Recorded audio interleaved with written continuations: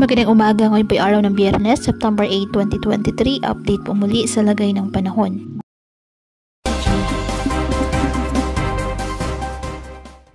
Southwest monsoon o habagat nakakaapekto ngayon sa western section ng northern at central Luzon.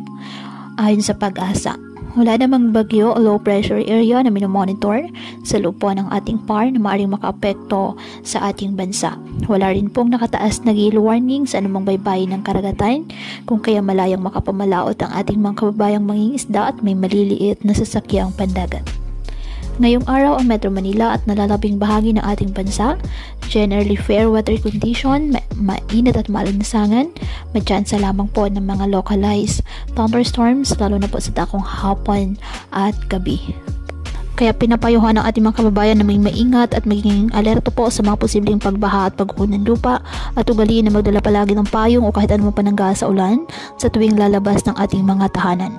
At yan po muna ang update sa lagay ng panahon ngayong araw. Muli patuloy po tayo na mag-ingat at palaging tandaan, God loves you. Stay safe and God bless.